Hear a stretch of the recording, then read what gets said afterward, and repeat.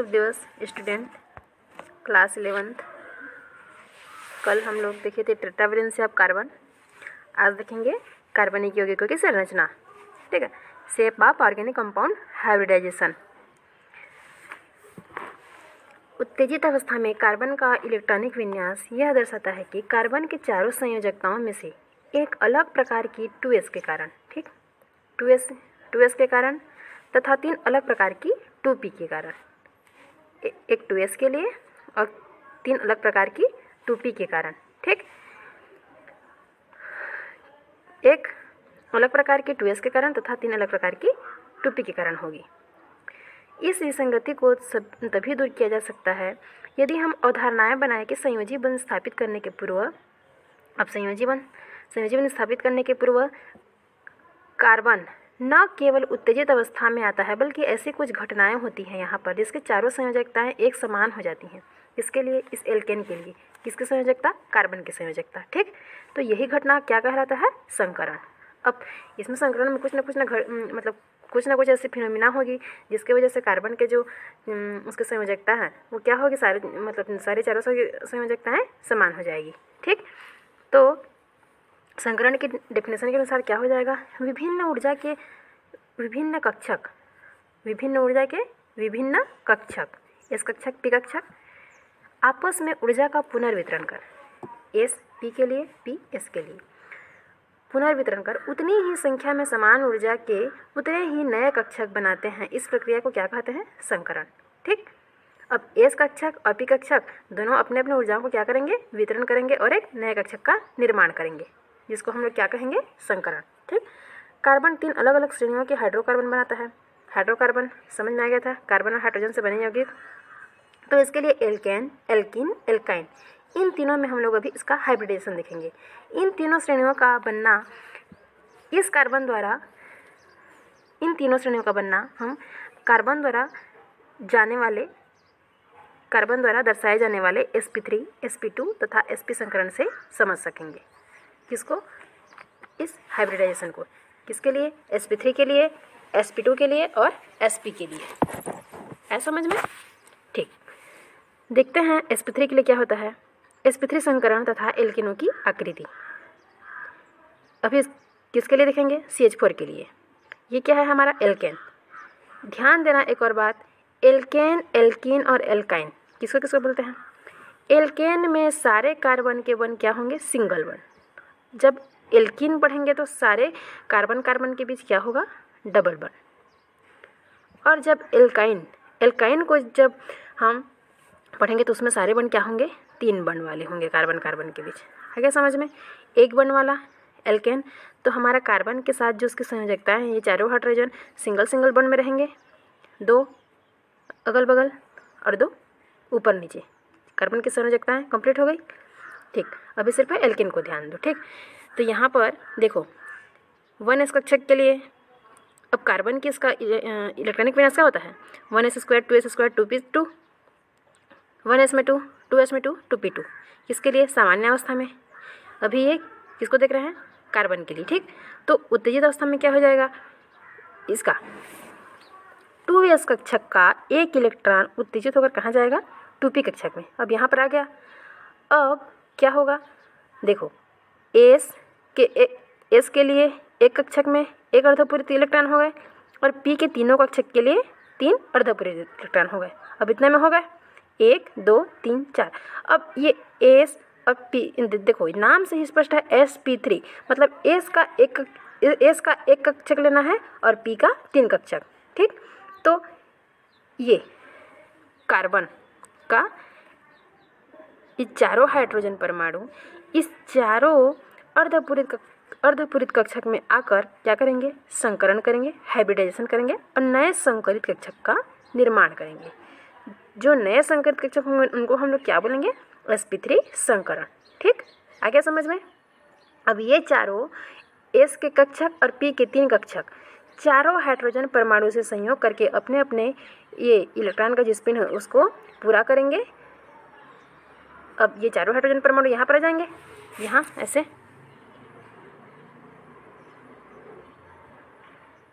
तो ये चारों क्या कर लेंगे, अब हाइब्रिडाइजेशन कर लेंगे। ठीक, तो CH4 में क्या पाया जाएगा, sp3 हाइब्रिडाइजेशन।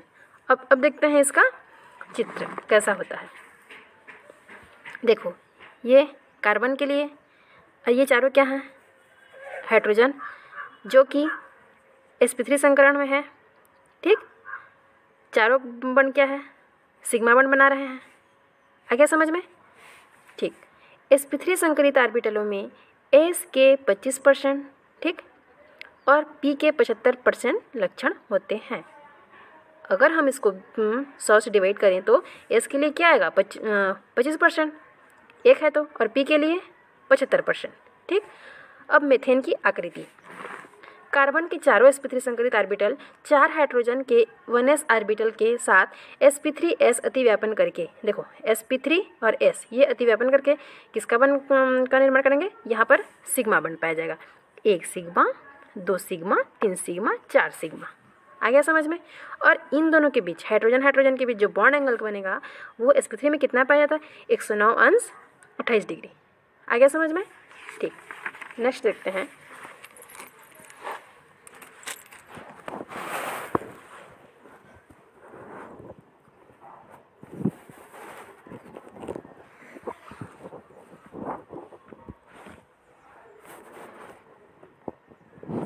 इधर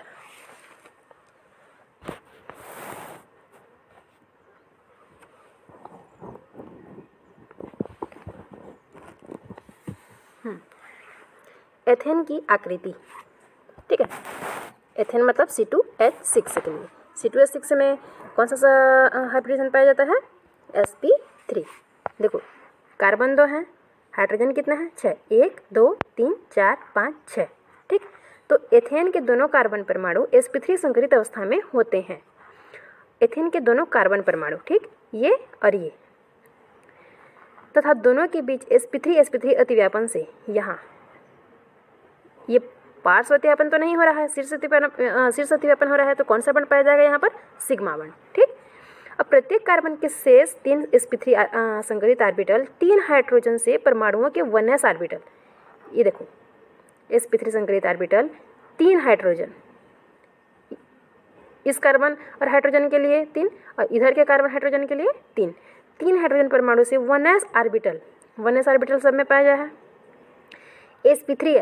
sp3s अतिव्यापन करके कितने बंध का निर्माण करेंगे, 6 बंध। तो टोटल C2H6 में कितने सिग्मा बंध पाया गया है, 7, 1 2 3 4 5 6 और एक यहाँ पर 7।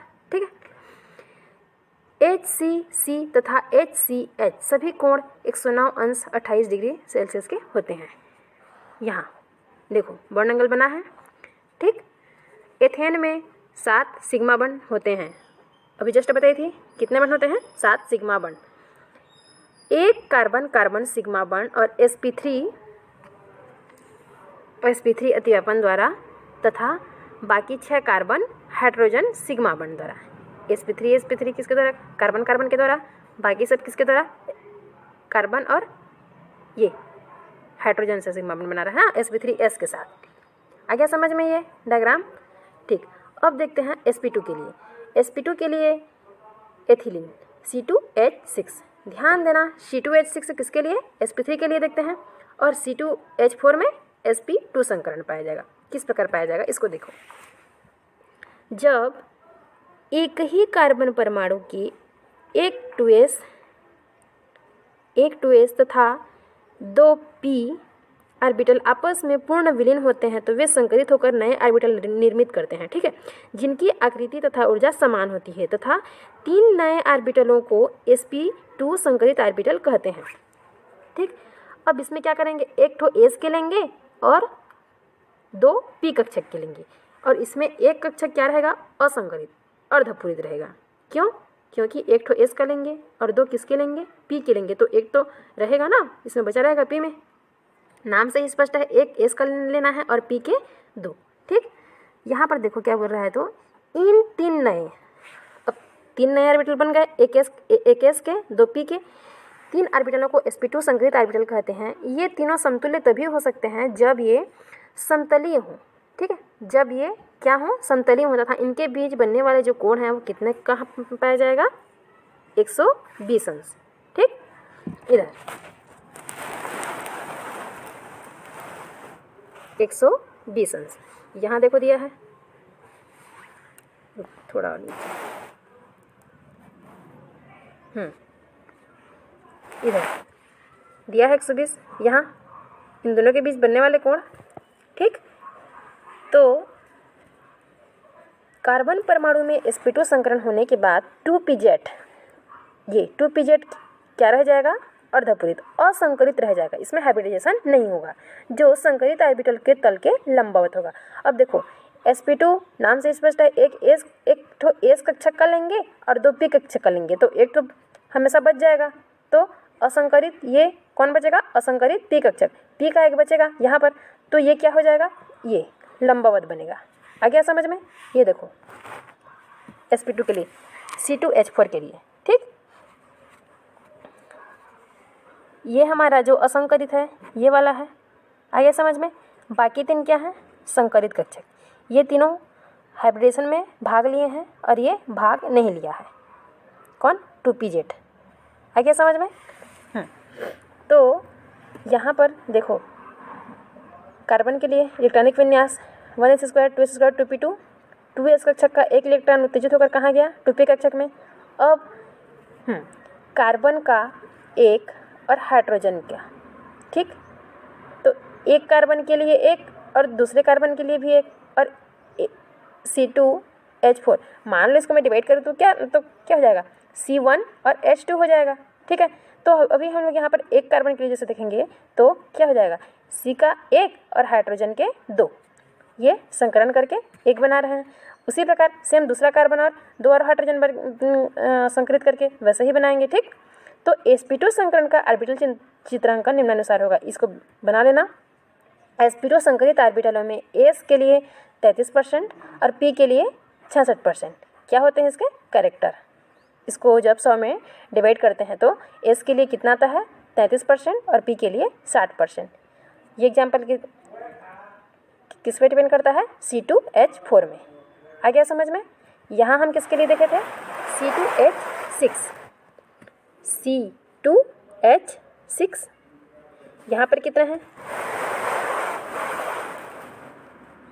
C2H4। अब ये दोनों को जोड़ के हम लोग बना सकते हैं ना C2H4। ठीक, ये सेम ऐसे ही बनेगा, किसके, इन दोनों को जैसे बनाया है वैसे।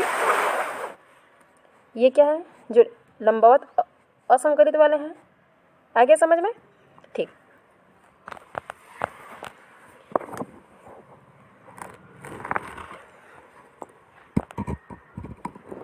अब देखते हैं इसकी आकृति। सेम जैसा C2H6 में देखे थे वैसा देखो किस में मिल रहा है देखने को, C2H4 के लिए। एथीन में इसको क्या नाम से जाना जाता है, एक एथीन। ठीक, एथीन में दोनों कार्बन परमाणु कौन कौन, ये और ये, इसके लिए C2H4 sp2 संकरित अवस्था में होते हैं। कार्बन कार्बन के मध्य sp2 अतिव्यापन से सिग्मा बॉन्ड बनता है। अब यहाँ कार्बन के sp2 पार्श्व उत्पन्न तो नहीं कर रहे हैं, शीर्ष उत्पन्न कर रहे हैं, तो क्या बनेगा, सिग्मा बॉन्ड। ठीक, प्रत्येक कार्बन परमाणु शेष sp2, अब ये सारे क्या हैं, ये चारों हाइड्रोजन sp2 हैं, तो प्रत्येक कार्बन परमाणु के शेष दो sp2 संकरित ऑर्बिटल दो हाइड्रोजन परमाणुओं के 1s ऑर्बिटल। अब C2H4 ये है, तो इसमें कार्बन कार्बन के बीच कितना बंध पाया जाएगा, 2 बंध। आ गया समझ में। इसलिए यहाँ पर क्या संकरण पाया जा रहा है, sp2 संकरण। आ गया समझ में। तो sp2s से अतिव्यापन कर 4 सिग्मा बंध, 1 2 3 4, किसका किसका, sp2 और s का, और sp2 का 1, तो कुल यहाँ पर कितने सिग्मा बंध हो गए, 1 2 3 4 5, जबकि हम C2H6 में कितने देखे थे, 7। आ गया समझ में। तो अब इस तल के लंबवत दोनों कार्बन परमाणु के असंकरित 2pz ऑर्बिटलों के बीच समांतर अतिव्यापन होकर एक पाई बंध बनता है। देखो अब वहाँ पर ऐसा कोई भी मतलब असंकरित कक्षक तो नहीं बच रहा था, लेकिन यहाँ पर 2 असंकरित कक्षक हैं, ये C1 के लिए, ये C1 के लिए, और इस C1 के लिए ये 2 हाइड्रोजन, इस C1 के लिए 2 हाइड्रोजन। कुल मिला के कितने हाइड्रोजन हो गए? 4 हाइड्रोजन, और कार्बन के लिए 2, ये 2। आ गया समझ में? और ये एक एक असंकरित कक्षक दोनों में देखे थे हम लोग, बच गया था। तो ये दोनों अब इसको अतिव्यापन करेंगे तो ये और ये क्या करेंगे? पार्श्व अतिव्यापन ऐसे करेंगे ना, ऐसे शीर्ष नहीं, ऐसे पार्श्व अतिव्यापन करेंगे तो इसमें क्या बन पाया जाएगा? पाई बन पाया जाएगा। आ गया समझ में? HCC तथा HCH बन, देखो यहाँ HCC तथा HCC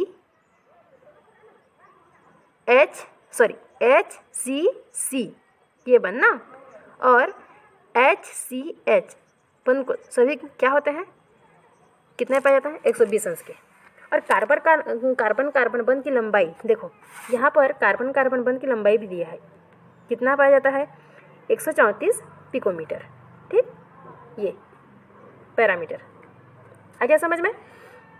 अब देखेंगे किसके लिए, सॉरी इसको नेक्स्ट क्लास में देखेंगे क्योंकि MB ज़्यादा हो जाएगा। तो आज आप लोग sp2 और sp3 ये दोनों को अच्छे से देख लो। कल से sp का अच्छे से समझा दूंगी। फिर से एक बार बता देती हूँ। C2H6 के लिए sp3 संकरण और C2H4 के लिए C2H6 के लिए sp3, हाँ C2H6 के लिए sp3 संकरण और C2H4 के लिए sp2, इसके लिए sp3, इसके लिए sp2। इसमें कितने सिग्मा बॉन्ड पाए जाते हैं? टोटल 7 सिग्मा बॉन्ड, और sp2 में सिग्मा बॉन्ड की संख्या 5, पाई बॉन्ड की संख्या इधर बन रहा है ना। आ गया समझ में? यहाँ सिग्मा बॉन्ड 5, यहाँ सिग्मा बॉन्ड 7, यहाँ पर कोई भी पाई बॉन्ड नहीं बन रहा है और इसमें पाई बॉन्ड बन रहा है। इस प्रकार आप लोग दोनों में डिफरेंस भी स्वयं खोज सकते हो। ठीक, धन्यवाद।